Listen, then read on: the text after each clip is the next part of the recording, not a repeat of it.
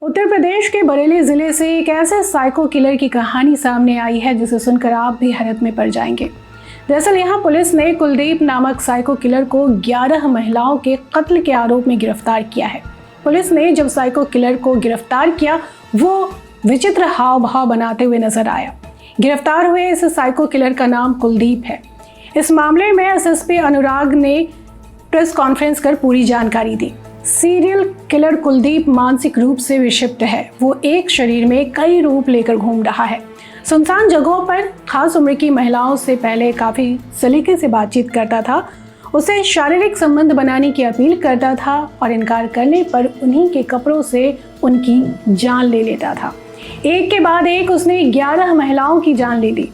उन्हें मारने का तरीका बिल्कुल एक जैसा था। महिला अगर साड़ी पहनी होती तो उसी के साड़ी से उसका गला दबाकर उसे खत्म कर देता। अगर महिला सलवार कमीज में होती तो उसके दुपट्टे से ही गला दबाकर उसे मार देता और मरी हुई महिला की एक कोई निशानी अपने साथ जरूर लेकर जाता, जैसे ब्लाउज, बिंदी या फिर उसका कोई सामान।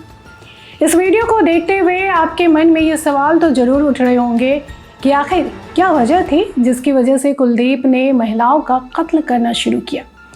साथ ही ये भी जानिए कि आखिर पुलिस ने कुलदीप को गिरफ्तार करने के लिए क्या क्या जतन किए। पहले वजह की बात करते हैं। आरोपी कुलदीप ने पुलिस के द्वारा विस्तार से पूछताछ में ये बताया कि वो मूल रूप से ग्राम बाकरगंज थाना के नवाबगंज क्षेत्र का निवासी है।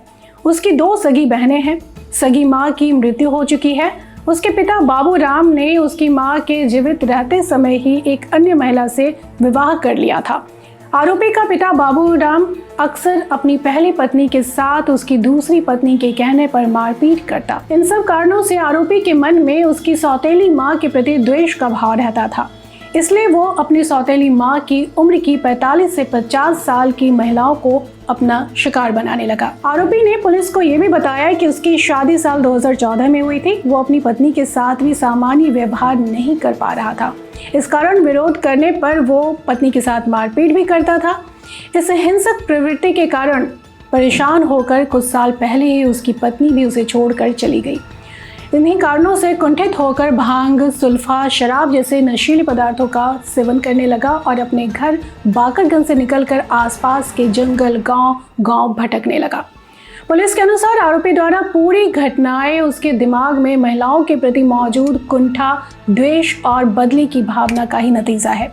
साथ साथ ये भी सामने आया कि आरोपी कुलदीप को आसपास के पूरे क्षेत्र के सुनसान जगहों के रास्ते, पगडंडियों की पूरी जानकारी है, जिन पर वो दिन भर पैदल घूमता रहता था। केवल सुनसान जगहों पर अकेली महिलाओं को देखकर ही उसके पास जाता था। हमला करने से पहले वो इस बात को पूरी तरह से सुनिश्चित करता था कि किसी ने उसको महिला के पीछे जाते हुए देखा तो नहीं।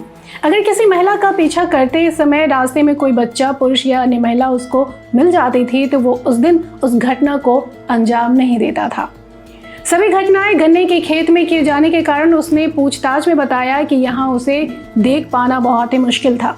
हत्या करने के बाद गले में गांठ बांधने के बारे में जब उससे पूछा गया तो कुलदीप ने बताया कि वो ये सुनिश्चित करना चाहता था कि महिला मर गई है, इसलिए महिला को मारकर वहां से जाते समय और उसके गले में उसी की पहनी हुई साड़ी या दुपट्टे से कसकर गांठ बांध देता था। अब बात कुलदीप कैसे आया पुलिस की गिरफ्त में।